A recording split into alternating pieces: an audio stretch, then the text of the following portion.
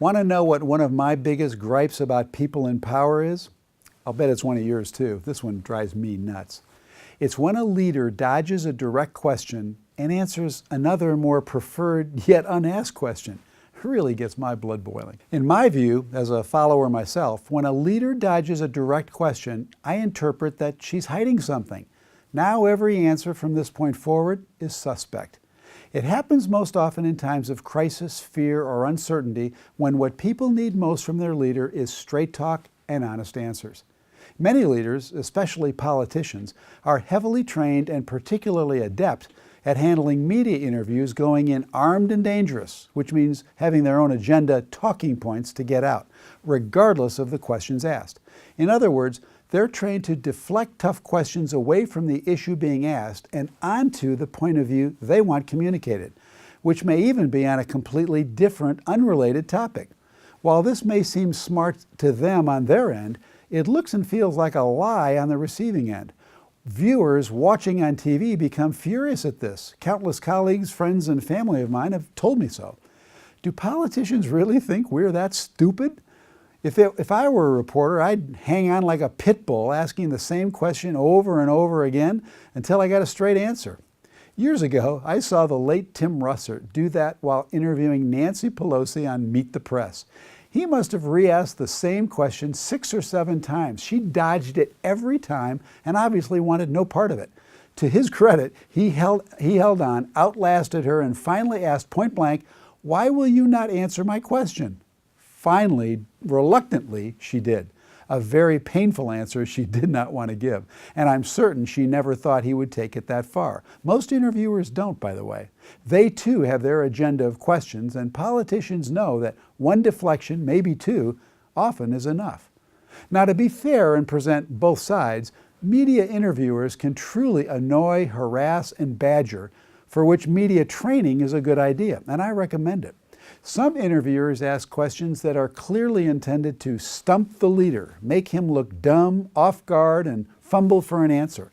Others are worse. They presume guilt or blame without evidence, making the interviewee appear to be lying. Still other questions are downright stupid or insulting. One side note, Tim Russert's question was none of these. Those are attack questions, and anyone in his right mind should be on guard and prepared to handle those.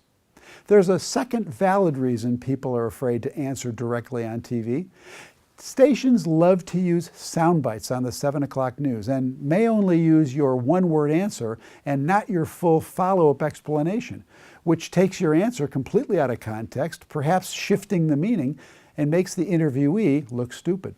But I don't mean those. I'm talking about the fair, insightful question that deserves a straightforward, honest, to-the-point answer, the majority of which involve no TV cameras and come in far less stressful circumstances, like from your employees, team members, or other followers in company meetings, small group settings, and casual one-on-one conversations.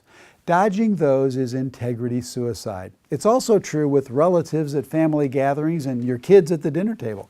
So, what can you do? Well, how about this? Answer the question you were asked. Then, if you want to make additional points that suits your agenda, it's okay. The direct answer, of course, must be truthful, even if it's painful or unpopular to followers. Please don't think that I'm suggesting it's okay to answer in brash or insulting manner. Pause a few seconds to package your words in a respectful way.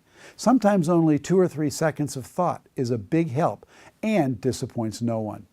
Speaking for myself, I've voted for candidates who I disagreed with on a handful of issues, but who I believed were honorable. Integrity trumps agreement. Leaders get themselves into mountains of trouble when they're so afraid of angering followers that they dodge a question or tell a lie. My advice? Grow up. Tell the truth, engage the debate, be willing to be unpopular, and if necessary, take your lumps. Oh, one final point on this. Here are some acceptable answers when they are truthful. I don't know. I'm not sure. I don't have enough information on that, but I'm looking into it. And I'm sorry, but confidentiality prevents me from revealing that right now. Yes, those are acceptable answers when they're truthful. Don't fake it. Isn't it smarter to risk appearing uninformed or lacking knowledge or unable to reveal for a good reason? than to risk losing your followers' trust with a dodge or a lie?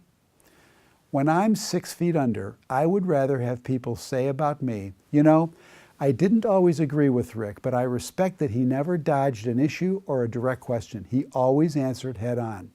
Rather than, I never got a straight answer from the guy. He always went off on some tangent. Felt like he was hiding something. Be the bigger person. Have the courage to answer the question. Thanks for watching.